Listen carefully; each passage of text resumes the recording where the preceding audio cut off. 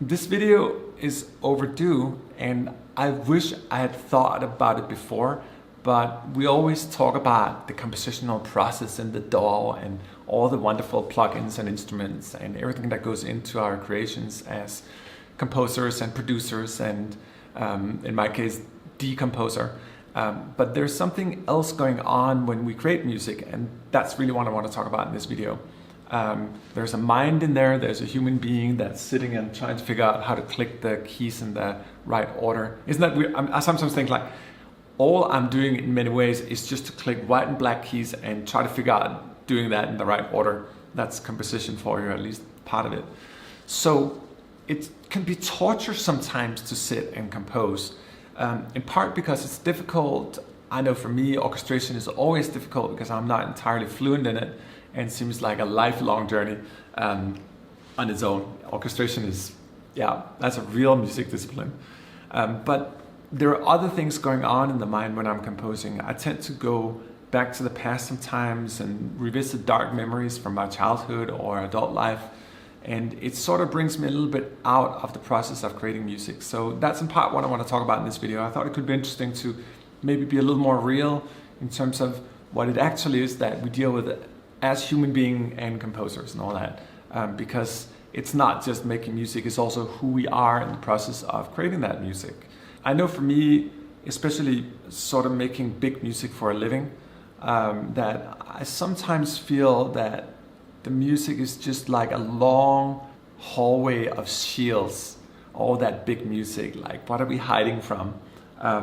Another aspect about the big music is also that it sort of removes us from being vulnerable, because it's hard to be super vulnerable when you're that big. Of course you can be big and dramatic and all that stuff, but the vulnerability often comes in the more tempered aspects of music and composition.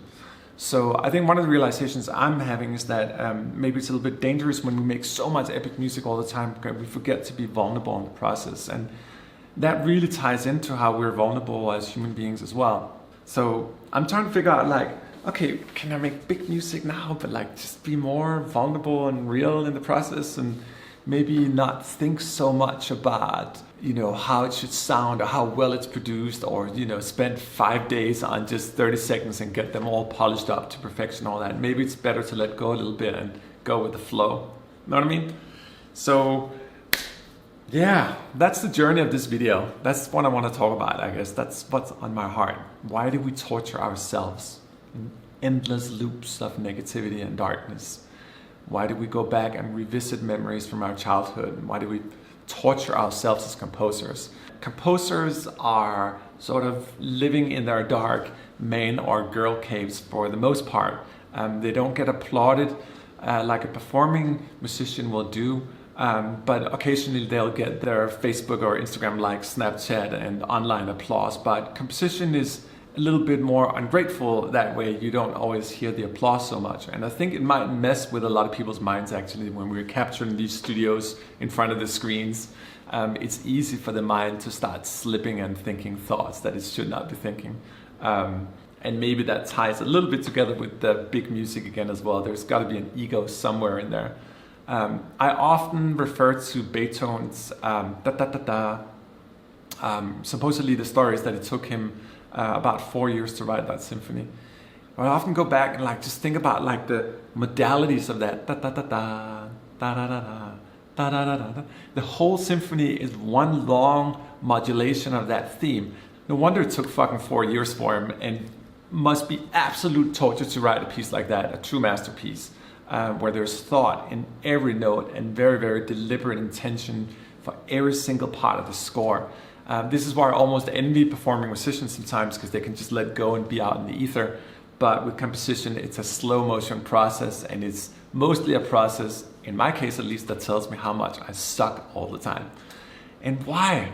Why do we have to tell ourselves that we suck and it's so hard, and I wish I had that, and I wish I had that tool, and maybe I should do this with a live orchestra, or the budget is not big enough, or all the excuses we make. I mean, the reality is technology is so good right now, you can write absolutely the most gorgeous symphony on your computer if you really, really want to. There's nothing stopping us. We have all the most awesome tools, 66 trombones, like acoustic grand ensembles, 5 pianos in a hall if you want. Whatever you want is out there at this point. Big Tiger ensembles, any kind of cinematic instrument you can imagine. All the beautiful and diverse developers, each sort of contributing with their sounds and instruments to the market. It's awesome. So in many ways, it's actually better than it's ever been. We have everything in front of us. Any instrument you want and any palette, whatever. Life is good, right? And yet we find ourselves alone at times, staring at the screen, not feeling adequate, and revisiting all those memories and traumas of the past. So how to untangle and build something new, Frankenstein yourself to a better version. One of the realizations I had was really to deal with self-compassion, also in the compositional process. I'm good enough as I am as a composer. You're good enough the way you are as a composer. Doesn't mean we can't be critical, doesn't mean we can't grow, but it doesn't have to be this relentless compositional torture. I hope I'm not the only one who feels this way, by the way. It might just be my own fucked up mind, like just on a weird ramble, and I find it incredibly hard sometimes to work with composition. But if you guys can relate, let me know. I think it's a fascinating subject, something we can talk a lot about. But there's something else that sort of is important to this, and one of the ways I get out of my darkness, and that's sometimes just to write music for myself. I've done it over the years, and I never really shared it before. Maybe it could be cool actually to try to share one of them. I have a couple of different things I've done, more than a couple actually.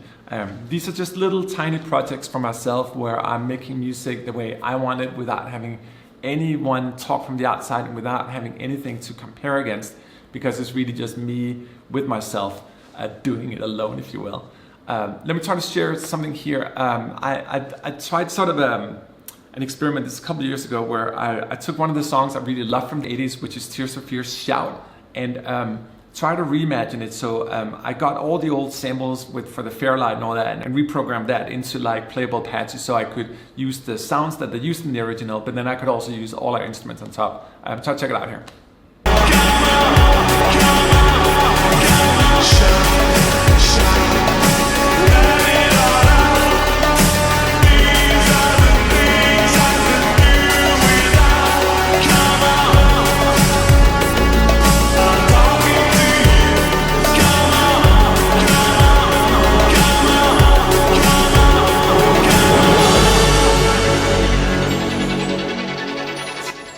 Really love the ending of this particular track, because I got to play the bass line that I always felt it should have had. I think it's a phenomenal track, by the way, and maybe one of those few tracks from the 80s that'll stand the test of time, including Herbie Hancock's Rocket, of course.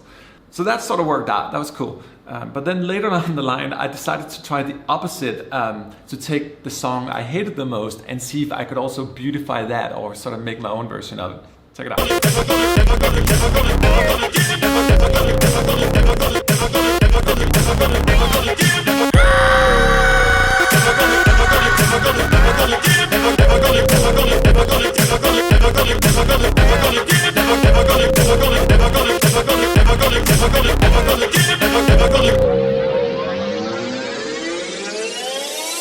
We've known each other for so long.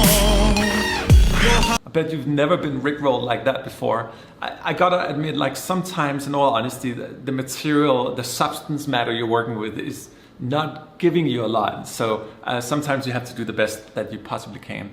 But anyway, those were just two little examples of stuff I've done in the past, purely for myself, and just to try to widen or expand my creative horizon, particularly when I'm in my darker spaces. I'll just go out and then I'll go to my experimental station and go crazy.